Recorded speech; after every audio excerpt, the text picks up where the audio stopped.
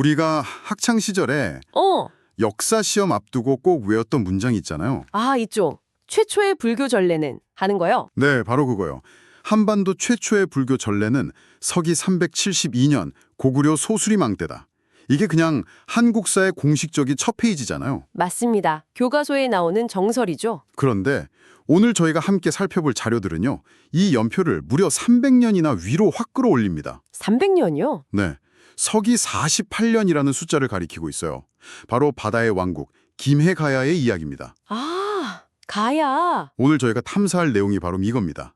육지가 아니라 바닷길을 통해 들어왔을지도 모르는 또 다른 불교, 바로 남방전래설의 미스테리죠. 이게 단순히 누가 먼저냐 이런 연도 싸움의 문제가 아닌 것 같아요. 그렇죠. 이건 어쩌면 승자의 역사에 덮여버린 사람들의 그 영적인 발자취를 추적하는 그런 여정이 될 겁니다. 바로 그 300년이라는 시간의 공벨이 이 이야기의 핵심이거든요. 네, 이건 우리가 가진 역사의 지도가 전부가 아닐 수도 있다. 이런 아주 도발적인 질문을 던지는 거죠.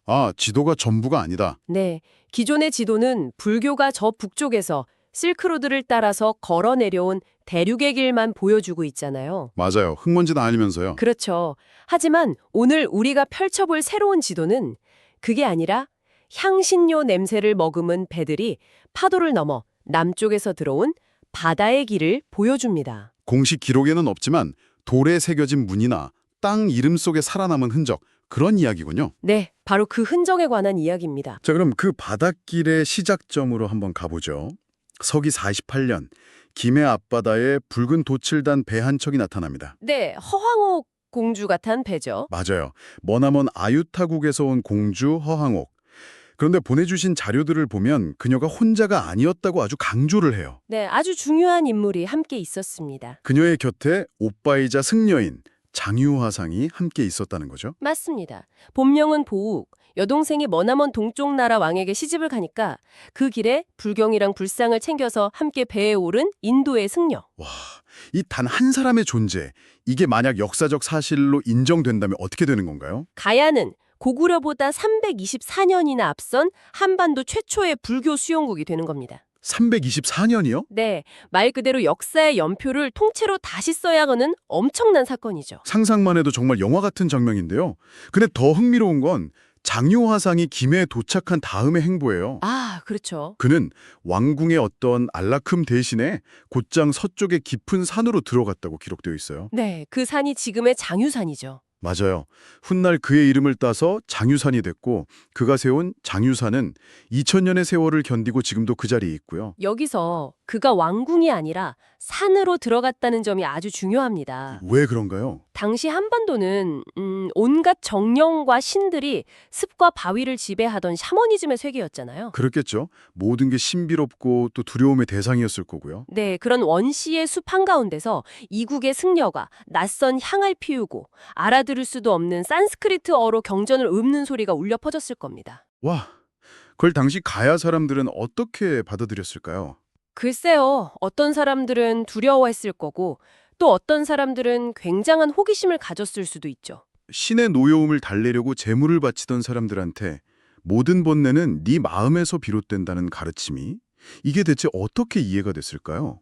바로 그 지점이 자료에서 말하는 한국 지성사에 던져진 최초의 철학적 충격입니다. 철학적 충격이요? 네, 외부의 신이 아니라 인간의 내면을 깊이 파고드는 새로운 사유체계가 처음으로 이 땅에 들어온 순간이니까요. 아, 자연의 힘에 그냥 순응하며 살던 사람들한테 스스로 깨달아서 부처가 될 수 있다는 메시지. 이건 뭐 세상을 뒤흔드는 혁명적인 생각이었을 겁니다. 자, 여기서부터 정말 흥미로워집니다. 아마 듣고 계신 분들도 다 똑같은 질문을 하실 거예요. 네, 왜 역사책엔 없냐? 이거죠. 맞아요. 아니 이렇게 중요하고 드라마틱한 사실이 왜 우리 역사책엔 단 한 줄도 없죠?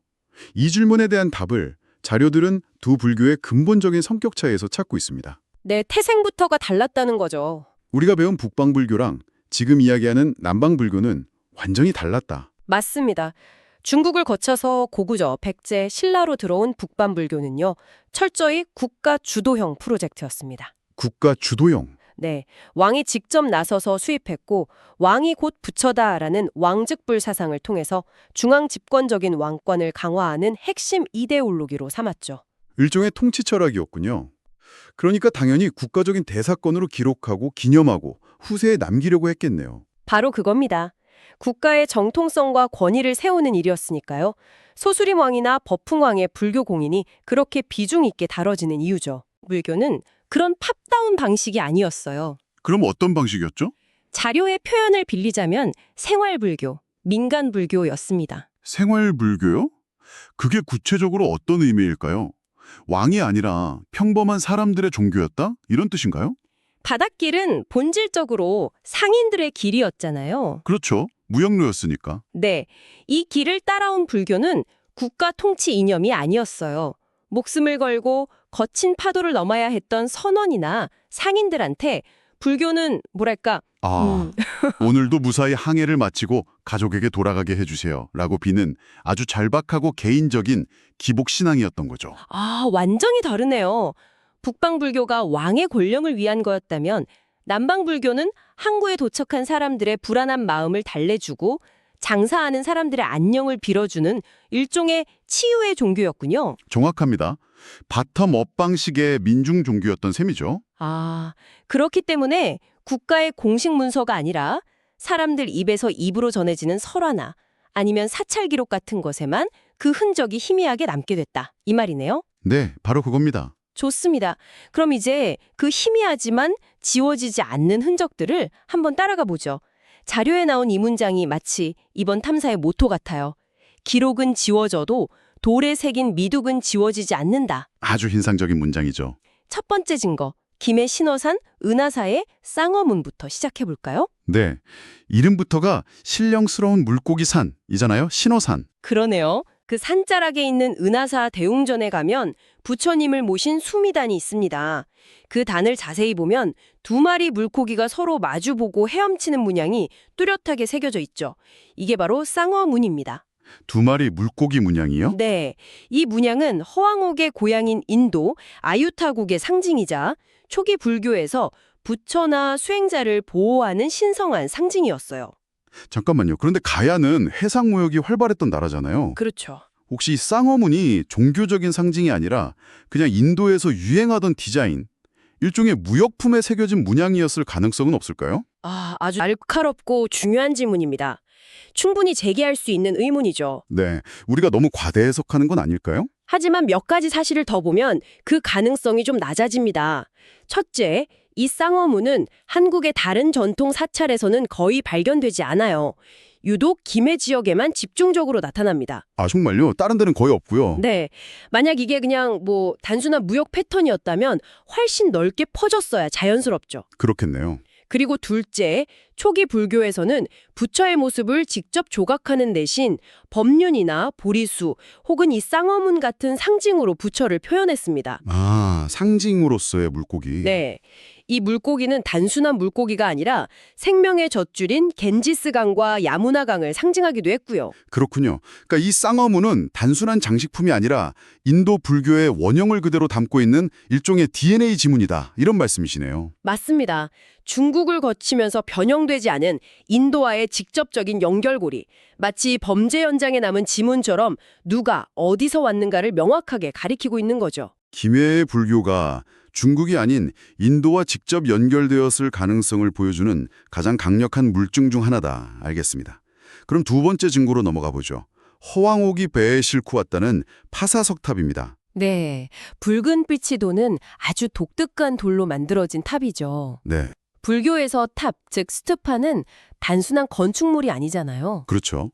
부처의 사리를 모시는 우주의 중심이자 부처 그 자체를 상징하는 가장 신성한 구조물입니다. 네. 그런 탑을 돌덩이째로 배에 싣고 수만리 바닷길을 건너왔다는 행위. 이건 단순한 이주가 아니라 불교라는 종류의 핵심, 그 성스러움 자체를 통째로 옮겨오겠다는 강력한 선언인 겁니다. 비유하자면 먼 나라로 이민 가면서 작은 기념품을 챙겨가는 게 아니라 고향의 성당이나 교회를 통째로 뜯어서 가져가는 것과 같은 의미군요. 아주 적절한 비유입니다. 그 탑을 싣고 왔다는 것 자체가 불교 전례의 가장 확실한 행위적 증거인 셈이죠. 그리고 세 번째 증거는 훨씬 더 극적입니다. 김수로왕의 10아들 중 7이 왕위를 버리고 출가했다는 삼국유사의 기록이요. 네, 외삼촌이 장유화상을 따라서 승려가 되었다고요? 한나라의 왕자들이 왕위를 계승할 권리를 포기하고 승려가 됐다. 이게 보통 일은 아니잖아요. 보통 일이 아니죠. 왕실의 근간을 흔들 수 있는 엄청난 사건입니다. 네. 이건 가야 왕실이 불교를 그냥 단순한 외래신앙으로 여긴 게 아니라 나라의 운명보다 더 중요한 정신적 가치로 깊고 진지하게 받아들였음을 보여주는 가장 강력한 방증입니다. 개인의 해탈이 왕국의 번영보다 더 높은 가치가 될 수 있다는 생각이 왕실 내부에서 공인되었다. 바로 그겁니다. 보여주는 쌍어문, 신앙의 핵심을 옮겨온 파사석탑, 그리고 왕실의 전폭적인 귀의를 보여주는 왕자들의 출가까지. 이렇게 강력한 정황 증거들이 있는데 네. 왜 이 모든 이야기는 역사의 뒤편으로 사라졌을까요? 자료는 그 답이 아주 간단하고 또 서글프다고 말합니다. 승자인 신라가 가야를 정복했기 때문이죠. 네, 바로 그거죠. 역사적 시간표를 보면 그 맥락이 아주 명확해집니다. 서기 532년 금관가야는 신라에 항복하면서 멸망하거든요. 네, 그런데 신라가 2차 돈의 순교라는 아주 극적인 사건을 통해서 국가적으로 불교를 공인한 해가 불과 5년 전인 527년입니다.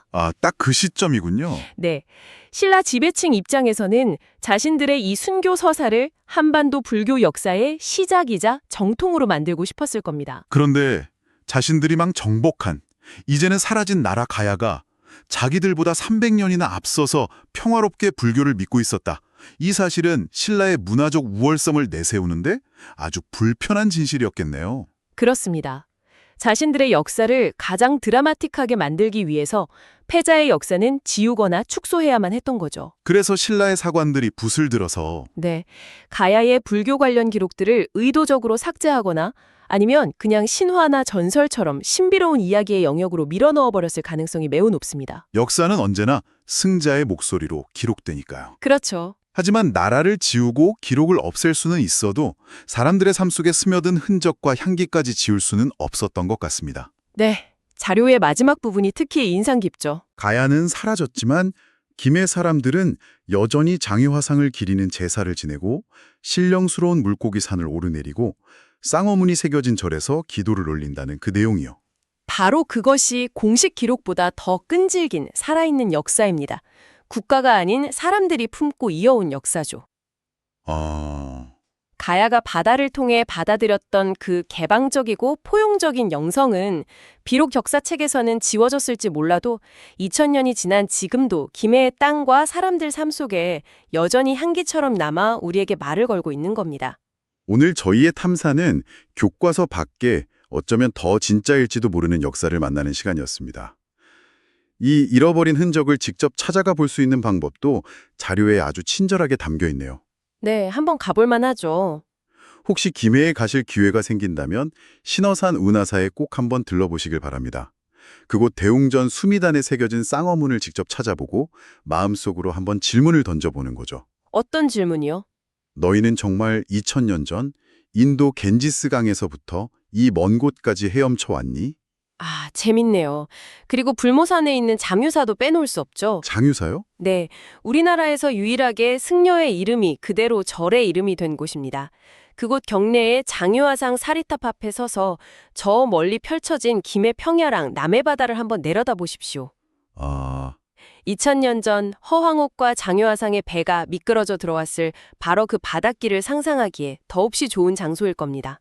오늘 우리가 함께 파헤쳐본 이 이야기는 결국 역사란 무엇인가라는 아주 근본적인 질문을 다시 던지게 만드는 것 같습니다. 맞습니다. 공식적인 기록만이 역사의 전부는 아닐 겁니다. 네. 어쩌면 진짜 살아있는 역사는 이렇게 기록에서 지워진 이들의 입에서 입으로 땅의 이름과 돌에 새겨진 무늬 속에 숨쉬면서 우리를 조용히 기다리고 있는 건 아닐까요? 네. 마지막으로 이런 질문을 드리고 싶습니다. 여러분이 알고 있는 공식적인 역사 너머 이렇게 기록되지는 않았지만 어딘가에 살아 숨쉬고 있을 또 다른 이야기는 무엇인지 한번 생각해 보시는 건 어떨까요?